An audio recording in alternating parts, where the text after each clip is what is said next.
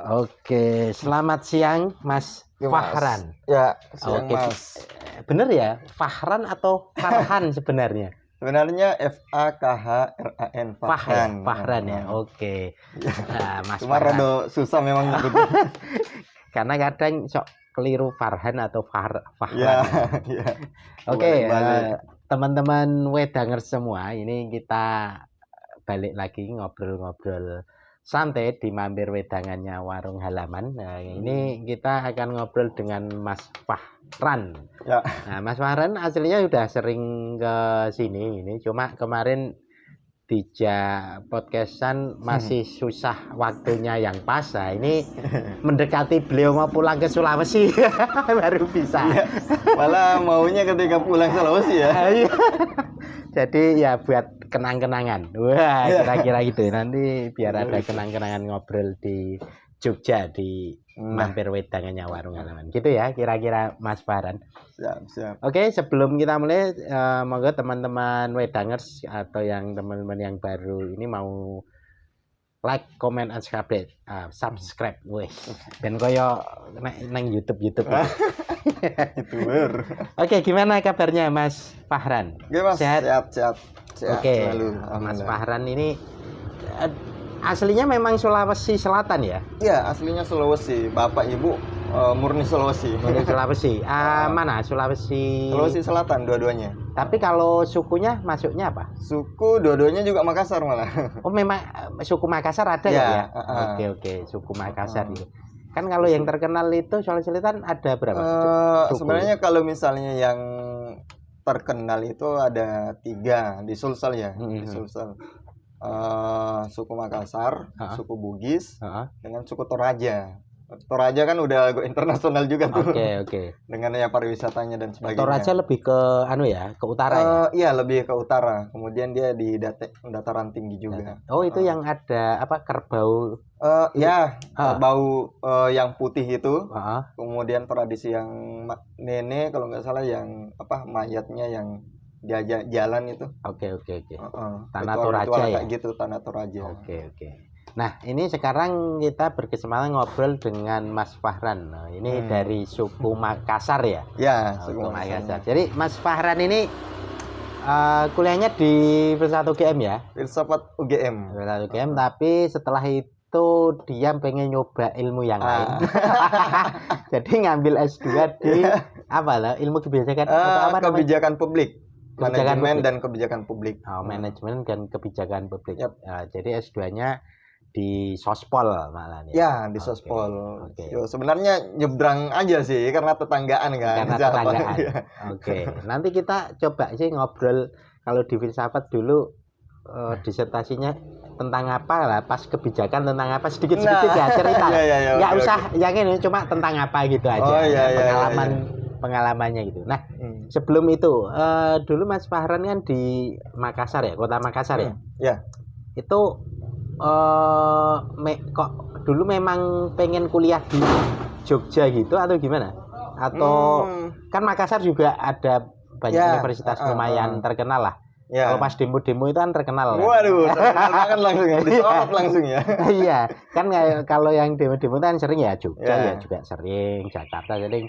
Kalau di luar Jawa, Makassar salah satunya lah. Yang lumayan disorot oleh media. Gimana? Mungkin bisa cerita kenapa dulu kok milih ke Jogja? Dulu itu sebenarnya apa ya? Ya dasarnya sebenarnya ingin ngerantau aja. Oke. Jadi, kalau saya sebenarnya kepengen keluar. Jadi awal pertimbangannya ya pengen keluar, pengen ngerantau, terus coba tak lihat-lihatin. Akhirnya kan dulu masa-masa awal SNPTN yang model undangan tuh. Nah, dari situ iki bisa nih daftar gratis tanpa biaya transportasi. Kayak gitu. Akhirnya nyoba juga yang opsi-opsi yang di luar, terutama yang mungkin di Pulau Jawa karena yang banyak juga yang univ terkenal di Jawa ini kan. Nah, yang di Makassar sebenarnya udah ada Hasanuddin itu udah lumayan besar itu. Udah ya terkenal. Ya udah terkenal lah. Cuma ya pada akhirnya itu jadi Hasanuddin jadi opsi keberapa, kemudian yang di Jawa jadi opsi keberapa. Oke. Gitu. Tapi akhirnya dulu milih di Jogja langsung UGM juga gitu atau gimana? Sebenarnya enggak, nah justru saya memilih tapi lewat UMPTN itu ya? Apa namanya? SBPTN atau SN. Kalau di waktu itu namanya SN. SN MPTN. Saya lupa lagi kepanjangannya. Enggak usah, aku juga lupa. Pas aku UMPTN, Bu itu kepanjangannya apa? Ya masalahnya rubah-rubah terus kan, Mas. Ya. Tapi lewat itu ujiannya namanya lewat itu. Jadi waktu itu sebenarnya kan dasarnya kan ingin ngerantau aja. Nah, pada akhirnya waktu pemilihan jurusan, dulu namanya orang anak-anak juga yang masih agak labil gimana. Itu cita-cita kayaknya udah gak kesampaian nih, astronomi waktu itu saya, Mas. Oh gitu. Cuma terlalu tinggi nih. Dulu IPA juga. Iya, IPA juga. Jadi dari kecil itu pengennya astronomi. Belajar. Akhirnya sampai masuk IPA, walaupun saya nggak terlalu pintar IPA juga. Tapi tembus-tembus. Nah, dari kecil karena kepengennya astronomi itu, di Indonesia kan astronomi itu cuma ITB. Ono jurusan ada jurusan jurusan astronomi itu cuma di ITB. Oh gitu. Makanya dari kecil udah kepikiran, wah pengen ngerantau karena awal patokannya berarti Bandung. Dulu Bandung. Sampai cita-cita pengen ke Bosya, kalau teleskop bintang. Kalau itu nggak usah pakai sekolah, piknik aja. Oh iya bisa juga tuh. Iya. Iya sih. Iya kan. Ya cuma awal-awal pengen ada rasa-rasa pengen rantau kayak gitu. Kemudian melihat kondisi pada saat setelah SMA, wah kayaknya secara pelajaran fisika nilai kurang nih, oke coba opsi yang lain. Nah akhirnya das ketemu dengan filsafat. Nah di filsafat itu juga tak cari-cari yang ada jurusan filsafatnya. Yang SN kan wajib standarnya itu Universitas Negeri non UIN. Oh gitu. Kalau nggak salah non UIN termasuk UIN. Kalau nggak salah yang penting yang non IAIN. Ya. Nek UIN udah universitas mungkin. Aku nggak tahu ya. Aku kurang tahu spesifik. Yang penting. Oh ya, waktu itu juga karena kan pengennya filsafat. Cuma ada dua, yang UI dengan UGM. Jogja nih, UGM. Nah kemudian UIN kan lebih spesifik ke filsafat Islam. Jadi opsi saya itu waktu itu cuma dua nih, antara UI dengan UGM. Nah cuma tak dengar katanya di Jogja kedengarannya banyak biaya hidup yang lebih murah. Oke, itu gitu aja lah. Itu aja lah. Jadi ada opsi opsi keuangan finansial ada gitu. ada. Oke. Akhirnya milihnya di situ. Akhirnya milihnya ke sini. Tak masukkan filsafat UGM. Walaupun waktu itu ya bayangan saya di UGM itu ya termasuk besar juga. Maksudnya waktu milih tuh rada ini sadar kemampuan tapi pengen. Tapi ya wes lah, pilih aja lah. Oke. Akhirnya kesampaian. Tapi kok filsafat gitu loh dulu. Maksudnya pas awal itu kepikiran filsafat itu mungkin terinspirasi film apa Rocky Gerung apa Dian Sastro atau jadi siapa gitu. Dulu itu awal-awal masuk filsafat nih kan dosen contohkan tokoh-tokoh Sokrates atau apa guru apa dosen? Dosen. Jadi bilang ke teman-teman, kalian tahu Sokrates kan? Oh iya Pak, itu salah satu contoh memegang prinsip sampai mati kayak gitu. Yang lain kenal, saya kenal. Aku bingung, siapa Sokrates ini? Siapa ini? Orang siapa ini? Nah karena dulu itu memang nggak tahu sama sekali filsafat, Mas. Jadi terinspirasinya tuh bahkan nih, terinspirasinya dari satu guru yang waktu itu malah sebaliknya dia tidak merekomendasikan filsafat. Jadi waktu SMA itu menjelang mengisi yang SNPTN ini, kita kan banyak konsultasi juga dengan guru bilang, oh kalau jurusan ini gimana Pak? Kalau jurusan ini gimana Bu? Ini bagus gak? Kira-kira cocok nggak dengan saya? Nah guru pasti merespon, oh ya gini aja ini coba kamu sukanya di sini nggak? Oke. Nah pernah suatu ketika ada teman juga ini dalam masih jam belajar, jam kelas. Tiba-tiba ada konsultasi kayak gitu teman saya yang lain. Nah gurunya ya cukup bijak, bilangnya oke, kalian explore sebaik mungkin jurusan apa yang bagus, kalian perminatannya kayak gimana ini tapi jangan filsafat. Nah di situ saya baru dengar filsafat. Oh gitu. Baru pertama kali malah penasaran. Iya malah penasaran. Kok nggak direkomendasikan gitu? Kenapa ini? Kenapa ada apa ini? Jadi dari situ malah saya penasaran karena memang sebelumnya cuma didengar falsafah. Paling umum kan kita falsafah ya. Jatuh ke pendidikan kewarganegaraan, falsafah negara atau sebagainya, falsafah aja. Tapi ini spesifik filsafat. Nah di situ saya akhirnya nyari explore filsafat ini kayak gimana sih? Ya walaupun tak akuin emang, loh kok malah reviewnya agak aneh nih. Ada yang stigma negatifnya lah ya. Gitu. Ya yang buruk-buruknya kayak ateis dan sebagainya. Cuma di situ tetap penasaran aja. Jadi penasaran ya? Tetap penasaran. Apa dasarnya gaya berpikir atau apa argumental atau kayak gimana? Tetap penasaran. Akhirnya berani milih yang itu. Oke. Akhirnya terjerumus di Jogja. Iya. Menjadi orang dulu. Berarti angkatan berapa tuh? 2000 berapa? 2013.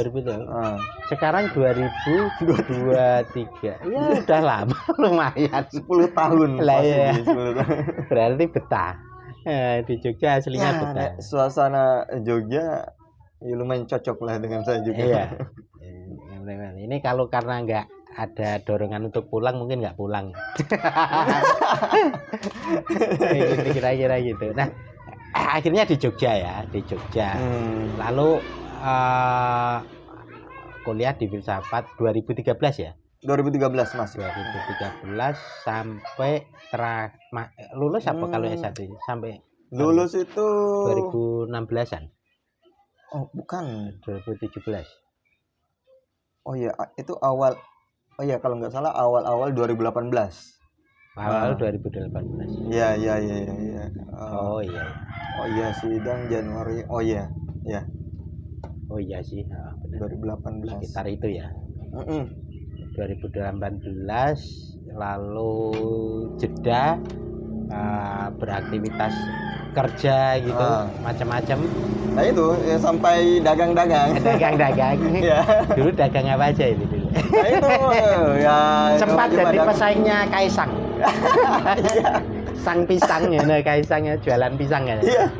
Jadi jualan pisang crispy kan. Ya waktu itu agak ya mungkin karena agak booming. Tapi waktu itu saingannya langsung anak presiden ya, ya, langsung. Sang Kaisang ya dengan lumayan terkenal ya waktu itu. Setelah jualan pisang ya agak lama ya, setahun 2 tahun ada ya? Atau hampir setahun. Hampir setahun. Jadi awal 2018 lulus, kemudian dagang pisang itu sampai menjelang akhir tahun. Di akhir tahunnya baru ambil S2 itu. Oke, jadi itu buat hiburan, pengisi waktu sebelum ambil S2. Cari pengalaman dan mencoba. Biar kalau di CV pernah kerja pernah. Nah, ya, betul. Gitu. Riwayat pengalaman kerja ada manajer. Pisang apa gitu. Iya. Pisang bay ya namanya dulu. Dulu namanya pisang bay. Nah, setelah itu ambil S2 di Sospol. Kenapa dulu akhirnya ambil S2 dan Sospol? Gitu? Pertama alasan guyonnya karena waktu itu tak liatin secara biaya lebih murah. Itu alasan guyon. Itu. Ya. Emang dulu berapa itu? Masih berapa itu? Nah, jadi di filsafat itu kalau lanjut S2 itu 9. sak semester. Oh, di filsafat 9 waktu itu. Waktu itu udah 9 ya. Udah 9. Nah, yang di jurusan yang kebijakan publik itu 8. Selisih 1 juta. Selisih 1 juta. Cuma ya 4 semester lumayan Mas, 1 tahun kosan gitu. Ya, cuma tak liatin waktu itu SK-nya, jadi waktu mau daftar itu SK masih 8. Nah, tiba-tiba mungkin sudah di-upload SK baru Pak sebelum saya daftar. Tiba-tiba berubah. Jadi 10. Jadi mau lebih murah, jadi lebih mahal. Jadi lebih mahal. Jadi lebih mahal loh. Naiknya juga bukan cuma 500 atau 1 juta, langsung 2. Jadi yang tadi mahal 9 itu, ya ini yang 8 aja. Ini yang 8 aja nih. Pas masuk malah jadi 10. Jadi 10. Iya. Itu alasan guyon. Jadi ya saya cari yang lebih ini kan, lebih lebih terjangkau kayak gitu, tapi pada akhirnya jadi lebih mahal. Cuma kalau misalnya alasan spesifik ya saya itu memang nyarinya yang bentuk kedepannya saya bayangkan mau kontribusi ke yang sosial kepemerintahan, tapi jadi kayak konsultan kayak kebijakan kayak gitu. Oke. Nah, karena kan dasar di filsafat pada akhirnya ketika kita sudah punya skill untuk menganalisis fenomena kayak gitu, nah kita bisa berkontribusi di ini sebaiknya karena ada pertimbangan filosofisnya atau pertimbangan pragmatisnya, baiknya kayak gini aja kebijakannya nih. Nah, pikiran saya kayak gitu dulu, cuma kan saya cari juga kayaknya lebih bagus untuk belajar spesifik mengenai ilmu yang kebijakannya langsung. Oke, langsung tak coba cari jurusan yang menyentuh itu. Nah, ternyata di samping di tetangga fakultas itu ada kebijakan publik. Oke. Makanya daftar ke situ. Pada akhirnya di situ. Nah, ceritanya kan itu awal sebelum Covid ya masuk ya? Ya, betul. Itu 2019. Nah, setelah itu dapat 2 semester mungkin ya? Atau 1 semester? 2 semester. Dapat 2 semester kena Covid. Pertama pas penelitian apa itu ya akhirnya. Nah, cerita itu gimana itu? Jadi penelitian dulu dengar di Jakarta. Pas awal Covid. Akhirnya nggak jadi. Iya ya, nggak jadi atau gimana, intinya nggak jadi, akhirnya ngubah inilah, ngubah tema macam-macam lah. Jadi gimana ceritanya? Saya kan itu biasa penelitian itu ngambil problematik yang sekitar aja Mas, yang ya terkait yang di sekitar waktu itu. Saya rada berpikir tentang ketertarikan yang ke arah yang teknologi. Oke. Kemudian tak liatin pada saat itu kan lagi nggak salah banyak demo-demo juga, aspirasi masyarakat lah. Nah, jadi sejak kuliah biasanya mengkaji tentang e-government pemerintah elektronik kayak gitu. Nah, kebetulan pada akhirnya tak liatin ada di DPR itu bikin kayak gituan. Jadi semacam aplikasi yang jatuhnya kita bisa berkontribusi aspirasi di dalam aplikasi itu. Namanya e-parlemen. Oke. Parlemen. Nah, IDPR kalau ya. Aplikasi itu yang sebenarnya saya mau kaji pada saat itu. Gimana nih, udah beberapa tahun tapi efektivitasnya kayak gimana, malah banyak yang demo-demo itu. Nah, pada saat itu akhirnya karena tertarik itu jadinya kepikiran, ini kan datanya belum terlalu banyak, jadi tak putusin untuk cari data ke Jakarta langsung, ke gedung DPR-nya. Nah, kebetulan waktu itu akhirnya ada yang lowongan magang juga di area Jakarta. Oh, ada. Jadi di DPR itu juga. Iya, jadi masih terkait dengan kayak anggota DPR, salah satu anggota DPR kayak gitu. Nah, dari situ tak liatin kan, Nah, kalau misalnya saya magang di sini kemungkinan ada kesempatan lebih mudah ke gedung DPR. Oke. Walaupun ya yang mengurus aplikasi itu ya bukan yang anggota DPR-nya ini, tetapi ada yang bagian administrasinya. Tapi setidaknya lebih memudahkan akses lah untuk main ke gedung itu, gedung DPR-nya. Nah, saya ingat banget selesai proposal itu akhir Februari, waktu 2020 itu kan. 2020 Februari selesai proposal, 1 Maretnya saya udah di Jakarta. Oke. Udah di Jakarta. 2020 ya? 2020.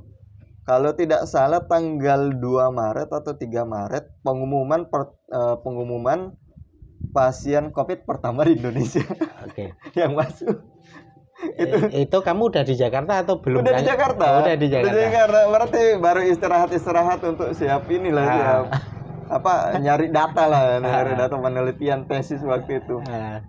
Lah, setelah itu karena kan waktu itu genting di Jakarta tuh. 2 minggu kemudian saya baru ngurus surat untuk penelitian dengan sudah sampai ke bagian yang itunya, bagian yang ngelola aplikasinya. Sudah, cuma disuruh oke, lengkapin administrasi dulu. Baru mau saya lengkapin, tiba-tiba gedungnya ditutup. Gitu. Jadi udah cuma orang lockdown itu. Iya, udah lockdown. Waktu itu bukan ditutup secara ini ya, tapi ditutup untuk kayak umum. Jadi orang-orang berkepentingan aja yang bisa masuk. Oke. Itu udah nggak bisa ngambil data itu. Akhirnya ujung-ujungnya ya sempat tersendat penelitian itu. Ujung-ujungnya cari metode yang lain, bukan yang langsung ke lapangan. Oke. Tapi akhirnya waktu itu di Jakarta lama tanpa ada kepastian untuk nerusin itu atau gimana? Untuk yang penelitiannya itu ya ada sampai 1 bulan atau 1,5 bulan ya saya nunggu supaya bisa akses ngambil data itu, cuma nggak ada akses, akhirnya balik lah. Akhirnya tetap nggak bisa. Iya, karena ya mungkin adalah hal yang baru waktu itu ya, pandemi itu. Jadi ya lumayan ketat, segala sesuatu lumayan ketat di Jakarta waktu itu. Mau masuk ya nggak bisa juga, ini keluar aja kan kita rada-rada berpikir 2 kali. Waktu itu di Jakarta mana? Di Jakarta Selatan. Tinggalnya mana? Apa? Saya lupa itu daerah apa ya, cuma kayak kompleks perumahan dinas yang anggota DPR itu. Oh gitu. Maksudnya wilayah dekat mana, Bintaro apa dekat mana itu Pondok Indah? Saya lupa spesifik. Lupa ya. Oke. Ya udah, kalau lupa susah. Iya. Tapi kelamaan ya nih gini. Nanti habis waktu nginget. Akhirnya balik Jogja ya setelah nggak ada. Akhirnya waktu itu langsung ke Makassar, Mas. Oh, langsung Makassar. Ya karena keluarga juga bilang lagi genting-gentingnya langsung. Iya, genting-balik. Nah, bahkan penerbangan saya itu sehari sebelum prasyarat penerbangan. Jadi saya terbang hari itu, besoknya itu udah pengumuman syarat, mesti swab, mesti antigen, bla bla bla, kayak gitu syarat-syarat. Oh, pas kamu belum? Pas aku terakhir ya, masih beruntung terakhir, ya. Iya. Jadi pas sampai rumah wah syukur ini sampai waktu. Kalau enggak penjara itu. Cuma waktu itu memang orang yang perjalanan udah langsung disuruh misalnya isolasi selama 2 minggu, dan itu aku tetap kayak gitu. Oh gitu, isolasi di rumah. Isolasi di rumah, udah kayak dikandangi. Oke. Ya tapi di rumah loh, maksudnya nggak di hotel, di Makassar. Enggak. Untungnya bisa langsung ke rumah. Oh tetap bisa. Oke. Nah akhirnya penelitiannya berubah ininya, judul tema macam-macam berubah. Nah ya. Atau gimana? temanya sebenarnya enggak, saya tetap melihatnya tentang e-government terkait yang anggota DPR, dalam artian secara struktur kan parlemen kayak gitu. Jadi parlemen namanya. Cuma tidak lagi spesifik ke aplikasi yang mau saya kaji sebelumnya. Jadi konteksnya lebih luas, kemudian metodenya saya rubah. Karena kalau ditunggu kayaknya udah enggak ini. Oke. Isinya enggak perlu riset-riset lapangan lah ya. Ya, karena setelah itu panjang itu nunggu COVID nggak selesai itu. Iya. Bisa setahun terbengkalai itu. Bisa lebih izinnya, lalu kalau mood ngerjain lalu enggak. Nah, itu. Kayak akhirnya selesai. Di tahun berapa selesai? 2021 awal ya. 2021. Berarti ya setahun setelah itu ya dari Jakarta. Setahun setelah itu. Kurang lebih kan? Karena lumayan lama tuh yang tersendat di gimana nih. Dan nggak pakai wisuda di sini. Wisuda online. Wisuda online. Lumayan lah ya. Wisuda online. Wisuda online jatuhnya. Tapi ya wes lah, udah pernah ngerasain wisuda S1 ya. Ikhlas aja lah. Kemarin habis wisuda tuh ikut itulah, nampang foto ada backgroundnya. Pinjem yang baru wisuda itu. Pinjam toganya bentar. Pinjam toganya. Kan bisa itu. Besok sebenarnya kalau wisuda S2 yang besok itu ikut aja. Udah setahun lebih. Pokoknya kan suasananya dapat. Suasananya iya. Nanti temennya itu copot dulu. Toganya aku mau foto. Terus diklaim aja. Ini foto waktu wisuda yang 2 tahun setelah resminya. Iya. Iya kan, 2 tahun setelah resminya. Akhirnya selesai. Nah, setelah itu kan dengar-dengar kerja di semacam BUMN-nya UGM. Apa sih sebutannya kalau UGM itu kan punya kayak apa ya? PT gitu ya, perusahaan. Ya, jadi sebutannya gimana itu? Itu udah masuk ke unit usaha dari UGM. Unit usaha.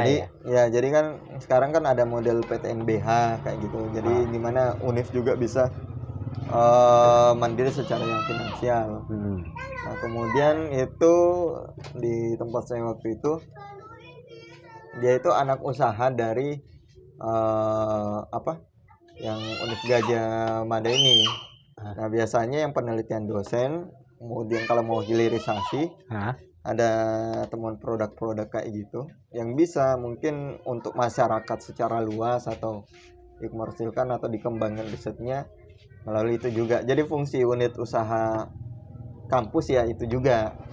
Oke. Berarti kalau ada temuan atau apa lalu pengen itu sampai ke masyarakat kira-kira gitu ya. Lalu UGM memfasilitasi di produksi lah. Ya. Mungkin kalau yang ingat Genus itu salah satu produknya ya. Itu produknya. Ya. Nah, cerita itu Genus gimana itu waktu itu. Itu kan jadi pas sampean pas rame-ramenya pesanan ya atau gimana itu? Ya itu puncak-puncaknya. Puncak-puncaknya. Ya. Baru setelah itu ada kebijakan apa yang akhirnya mulai jadi waktu itu emang Genus sudah diperkenalkan ke masyarakat, kemudian udah dipakai di secara transportasi umum kayak kereta dan sebagainya. Nah ya Genus itu yang waktu saya urus juga, makanya permintaannya itu itu tinggi banget. Dan ya persebarannya ya saya lihat juga mulai dari Sumatera kemudian sampai di bagian Indonesia Timur ada juga. Karena memang udah lumayan kesebar, jadi produk yang ya kategorinya udah nasional lah. Kan di endorse menteri sih dulu. Nah, lalu murah juga kan? Ya. Secara pengeluaran yang dilakukan oleh siapa konsumennya, maksudnya orang yang mau pakai Genos kan murah dulu berapa ya, 25 atau berapa gitu loh. Padahal yang lain berapa itu, 100-an, kan? 100 minimal 150 mungkin ke atas. Itu kalau saya biasa, kalau yang apa, yang PCR itu waktu itu 1 jutaan lebih loh. 1 jutaan lebih. Iya. Itu pas aku ke mana ya, ke Sulawesi Tengah, Palu itu 1.500.000, 1.200.000 gitu loh. Iya. Jadi itu opsional untuk apa? Untuk yang lebih terjangkau lah. Iya, 25.000. Makanya orang kan kalau pakai angkutan umum waktu itu kan ada prasyarat itu ya. Kereta itu sempat tahu pakai itu Genos bisa. Kereta yang pakai Genos saya antrinya paling panjang gitu Genos. Jadi kalau swab itu nggak terlalu panjang, Genos panjang banget karena murah. Ya. Pada akhirnya banyak masyarakat ini menggunakan itu juga. Nah itu puncak produksi pas sampean di sana. Iya produksinya di situ. Itu sampai berapa dulu produksi sampai? Lumayan banyak. Nah, kalau secara unitnya itu berapa ya? 2.000 ke atas, 3.000 ke atas. 2.000 unit ke atas. Iya, itu disebar. Sebarannya nasional ya istilahnya. Nasional. Dari banyak daerah ya. Nah, itu yang untuk unitnya ya, yang sangat banyak. Itu kan pakai ini kan plastik untuk sampel nafas kita kan. Nah, yang lumayan banyak itu yang bahan habis pakai, istilahnya bahan habis pakai yang kantong-kantong nafasnya itu dengan yang HEPA filter yang ada di unit. Itu produksi terus. Tiap hari ngirim. Karena memang lagi booming-boomingnya waktu itu, lagi tinggi. Ya memang inventor juga memang dari dosen UGM. Oke. Ininya ya. Apa dari MIPA ya? Atau dari mana sih itu tuh? Dosennya. Ya, ada dokter Dian dengan Prof Kuat. Itu ya di dua yang berbeda. Oke. Tapi sama-sama. Iya, itu produk yang terkenal lah, yang maksudnya di tempatnya unit usahanya UGM waktu itu. Kalau yang lain mungkin ada juga, cuma mungkin tidak terkenal Genos waktu itu. Ya jadi mungkin ya Genos bisa jadi salah satu contohnya nih, kalau misalnya dari penelitian itu biasanya kan kalau sekarang modelnya adalah dari institusi akademis itu melakukan penelitian, kemudian yang berbentuk produk teknologi dan sebagainya itu biasanya ujung-ujungnya cuma sampai prototype. Prototype toh.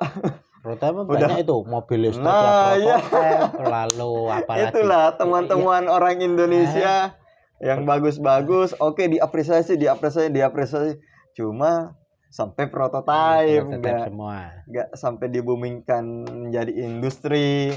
Kemudian mungkin lebih ini ya, urusannya lebih panjang ya.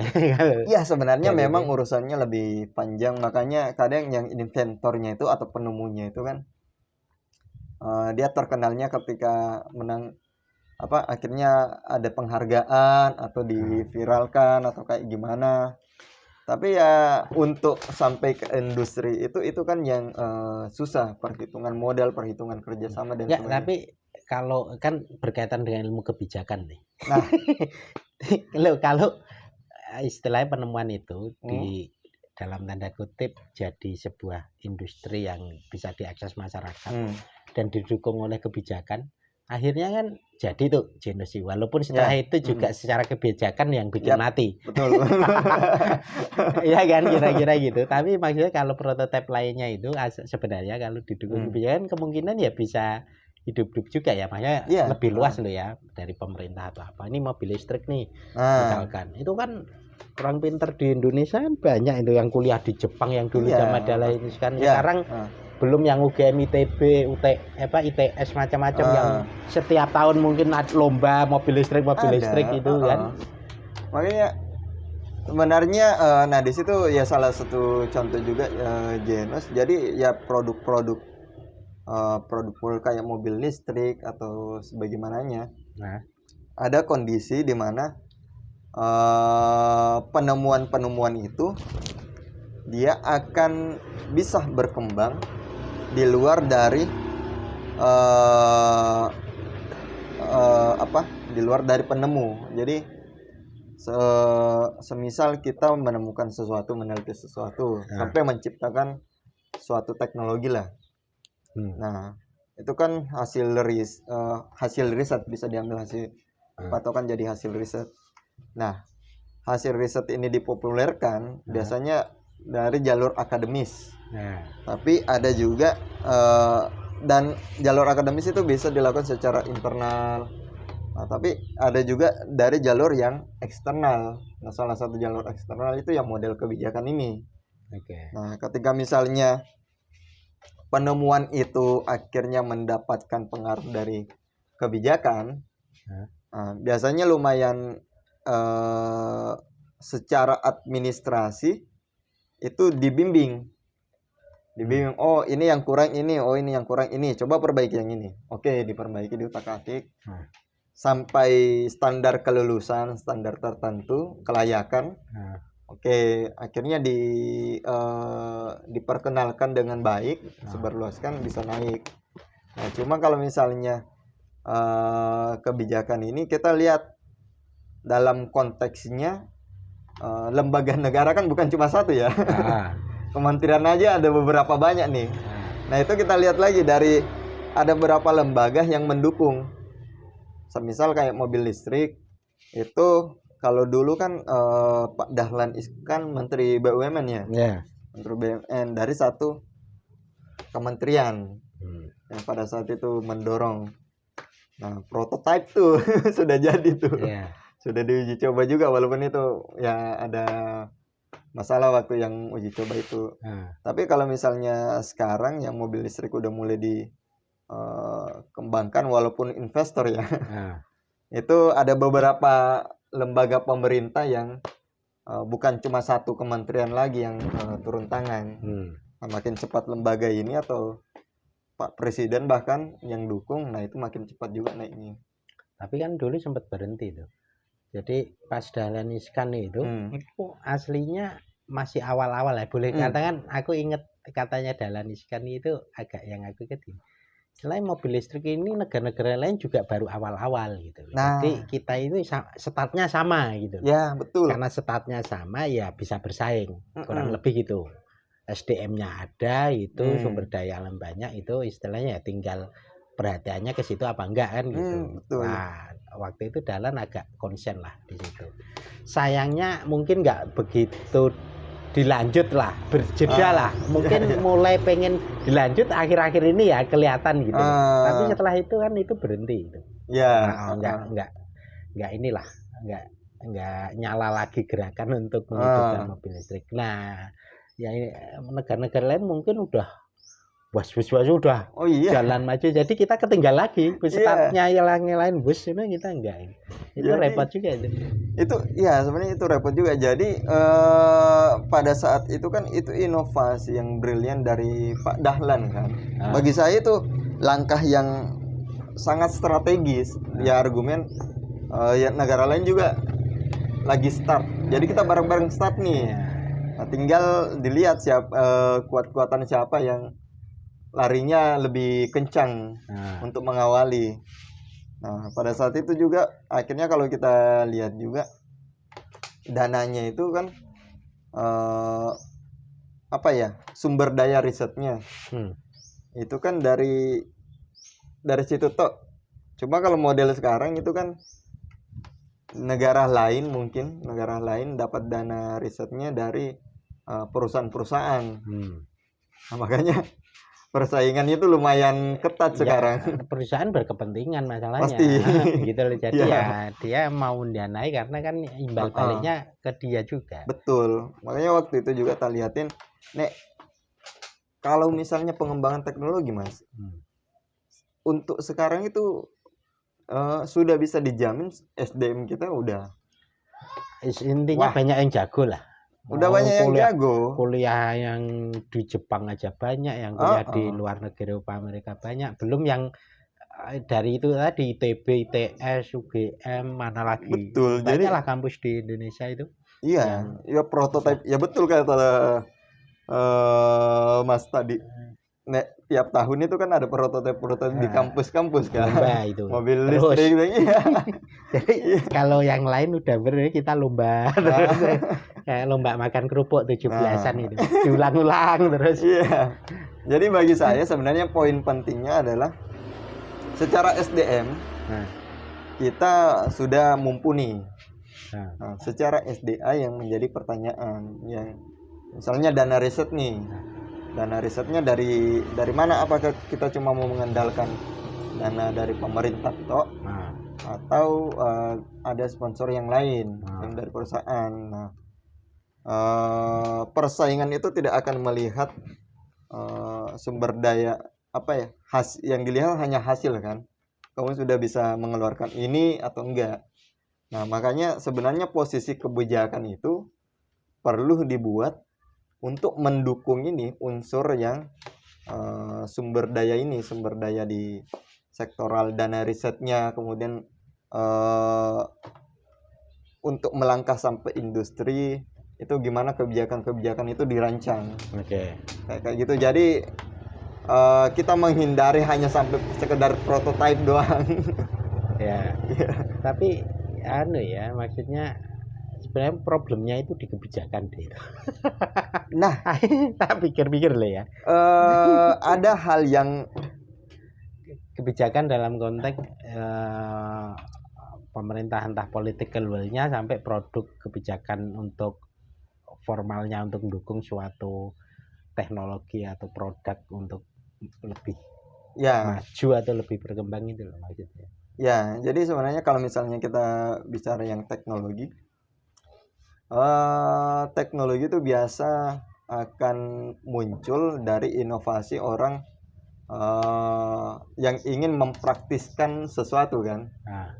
Nah, kemudian persoalan political will dari pemerintah itu akan ikut andil ketika misalnya teknologi itu lumayan berdampak ke masyarakat luas.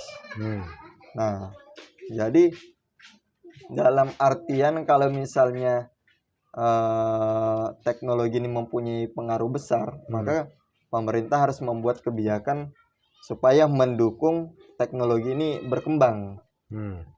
Intinya seperti itu. Nah, dalam konteksnya kalau mau produknya itu disorot oleh kebijakan, pertimbangannya apa-apa tuh? Pertimbangannya apa-apa? Mobil listriknya mau dikembangkan karena bisa jadi transportasi ramah lingkungan, atau seperti apa? Ya intinya kayak gitu aja sih. Kalau mau kontribusi, karena tidak semua teknologi akan diurusin oleh pemerintah. Tapi ketika misalnya kita mempunyai pertimbangan ke pemerintah, teknologi ini akan berefek ke masyarakat luas. Nah, itu proposalnya akan disambut. Intinya gitu. Ya aslinya yang gambaran paling mudah ya Genus kemarin itu aslinya ada produk serapannya, kebutuhannya istilahnya benar-benar dibutuhkan, walaupun mungkin analisisnya masih beragam, ini Genus sudah terbukti apa belum konten walaupun tetap istilahnya perdebatan akademisnya ada tapi kan suatu produk ini kalau itu kebutuhan masyarakatnya ada, didukung kebijakan ya jadi gitu. Gitu. Jadi kalau misalnya pemerintah itu sebenarnya cuma melihat urgensinya, Mas. Nah, jadi kalau dia mau mengeluarkan dana pemerintah kan terbatas tuh. Kebijakan juga kebijakan bisa mengikuti kondisi. Jadi yang dilihat jadi pertimbangan utama itu urgensinya. Nah, kalau misalnya teknologi ini kena dengan urgen pada saat itu, pasti akan didukung kebijakan, kemudian didukung secara finansial dan sebagainya. Waktu sebelum ini kan mobil listrik mungkin ya tidak dianggap urgen oleh pemerintah. Makanya belum ada kebijakan apapun. Tapi semakin ke sini mobil listrik setelah pemimpin kita menghadiri KTT atau apa yang mengurangi karbon dunia dan sebagainya. Nah, itu kan langsung pemerintah menganggap sekarang urgen nih untuk mobil listrik. Yang pas di Bali dipakai yang langsung dipamerin lah kan ya. Itu mbah produk mana itu? Iya. Mereknya masih merek luar juga kan, tapi kami udah pakai nih. Iya, jadi ya kayak gitu. Nah, kalau misalnya yang sejauh ini yang saya lihat adalah political will itu sebenarnya ya tidak akan ada ketika ya pemerintah merasa urgen aja. Atau ada kesepakatan secara global atau kayak gimana ya urgen, kebijakan akan masuk kepada suatu teknologi itu dilihat dari pemerintah melihat urgensinya sejauh apa. Oke, kita akan terlalu panjang kalau ngomong. Iya. Rasa dari juga. Nanti jadi series ini. Itu seminar aja nanti. Betul. Kalau di Sulawesi buat seminar itu. Tapi ini berkaitan dengan ilmumu yang kedua kok. Ilmu kebijakan. Iya. Oke. Ini di sesi akhir lah kita. Jadi Mas Fahran ini kan mau pensiun dari yang soal kebijakan unit GM ini, jadi mau balik ke Sulawesi, bangun desa. Padahal di kota dia tinggal di kota Makassar, balik ke kota Makassar. Jadi kenapa lo kemarin ada rencana itu dan akhirnya rencana Maret atau ya akhir Maret. Gimana itu kok malah pengen balik Maya setelah 10 tahun di Jogja? Iya. Gak sadar juga 10 tahun udah 10 tahun aja nih. Ya jadi yang mau balik itu apa ya? Kalau dibilang ngerantau itu ya memang seneng. Cuma memang saya sendiri punya prinsip sejauh apapun ngerantau, pengen pada akhirnya di ending dari cerita itu pengen tetap di daerah, di kampung halaman lah, tidak kayak gitu.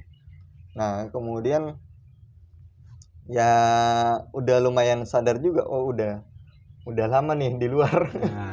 Udah lama di luar.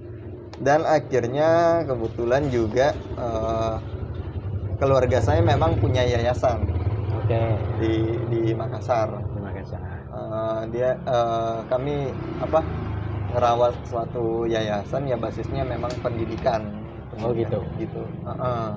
Makanya mau balik ikut kontribusi di yayasan itu.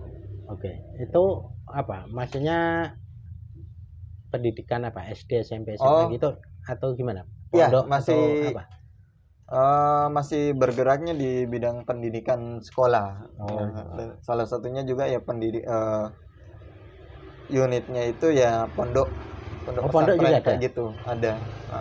Jadi pondok ada, lalu sekolah kayak SD, SMP, SMA ada. Lebih ke TK dengan SMP sih. SMA enggak. SMA ya ada juga yang itu tapi sebenarnya ada 2 yayasan masalahnya. Ada yayasan. Kalau yang satu apa? TK sampai SMP atau TK sampai SMA. Yang satu TK sampai SMA. Kalau yang satunya SMK keguruan. SMA keguruan. Lah yang ada pondoknya itu yang TK sampai SMA itu. TK sampai SMA. Jadi jatuhnya ke madrasah. Gitu. Sanawiyah, aliyah. Itu asrama. Berarti gede loh. Maksudnya lumayan. Nah, syukurnya dapat warisan dari kakek nenek tanah yang begitu luas. Oh. tapi pada akhirnya statusnya dihibahkan. Oke, tapi Jadi cuma pengurus kebagian untuk ya, ngelola. ya, jadi tuan tanah dia. Tuan tanah tapi udah tanah hibah. Makanya cuma oke, ngelola aja. Oke. Akhirnya rencana balik ikut ya mengurus yayasan itu. Oke. Nah, ini ilmu kebijakannya kepake lah. Nggak tahu ilmu filsafatnya. Ilmu filsafat kepake alasan balik ke sananya itu. Merenung ya. Oke, berarti ini ya nanti malah di manajemennya, lebih ke manajemennya. Iya, lebih ya jatuhnya ke pengurus yayasannya. Ada berapa siswa itu berarti kalau total gitu nyampe ribuan ya? Sekarang udah ribuan sih. 10.000. Ya, kalau misalnya di total ya ribuan. Cuma kalau 10.000 ya belum sampai. Di kisaran 5.000 ke atas. Ya antara 2.000 sampai 4.000-an mungkin. Itu di yang pondok juga itu. Ya, di total itu. Ya jadi lah. Jadi pengurus manajemen sekolah. Ya. Manajemen sekolah itu kira-kira. Nah, berarti rencana ini nggak balik-balik Jogja lagi nih. Memang udah full. Ya full balik. Full balik. Jadi ini podcast kenang-kenangan aslinya. Iya, jatuhnya untuk kenangan. Iya, buat kenangan. Jadi karena Mas Fahran itu termasuk yang sering ke sini, termasuk yang sama teman-teman buat acara diskusi. Oh ya. Itu kalau Jumat malam itu ya, itu biasa. Sama Mas Lingga, Mas Yodi dan lain-lain gitu. Nah, termasuk dulu sempat yang jualan pisangnya sempat di sini ya. Sempat di sini juga. Pisang baik.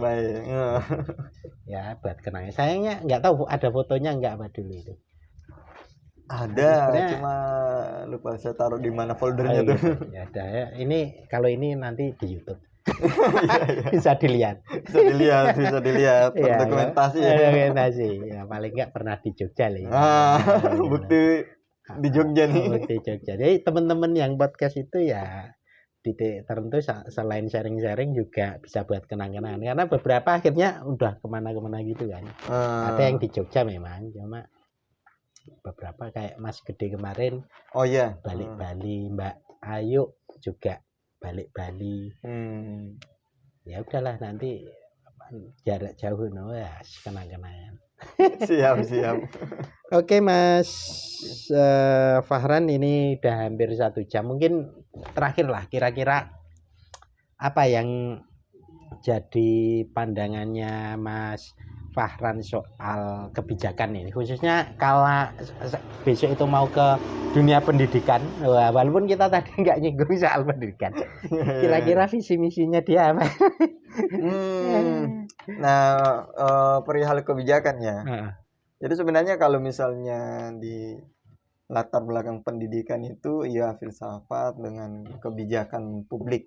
Nah, cuma pada akhirnya saya berfokus juga ke area yang teknologi. Nah, makanya kemudian dikaitkan dengan pendidikan itu pada akhirnya saya lihat juga ada potensi disrupsi tentang gimana pendidikan formal itu kayak ke depannya. Nah, kalau sekarang kan modelnya sekolah dari rumah melalui Zoom dan sebagainya.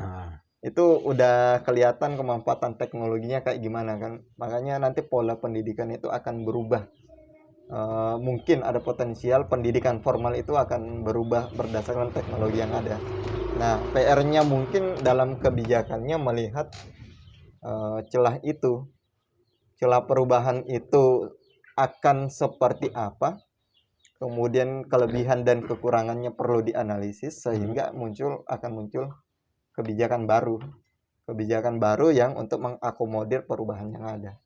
Nah, diambil contoh sekarang ya guru-guru itu dipaksa untuk melek teknologi. Ya. Padahal banyak juga guru yang tua yang dipaksa gimana pun dia nggak akan bisa dengan Ya, teknologi baru itu. mungkin butuh waktu yang lebih lama lah kira-kira itu. Ya dibandingkan dengan anak muda mungkin 5 kali lipat waktu yang dibutuhkan. Ya. Itu ya sebenarnya, tapi kita nggak bisa seleksi juga. Nanti guru harus ada standar keahlian teknologi kayak gimana kan. Nah, Makanya itu nanti yang ya perlu ada kajian terhadap perubahan yang akan datang gitu sih. oke. Pengennya ke arah sana nanti tak lihat. Oke. Berarti nanti sekolahnya itu sekolah teknologi. Nanti Ya. rencana buat universitas juga nanti. Itu jadi cita-cita.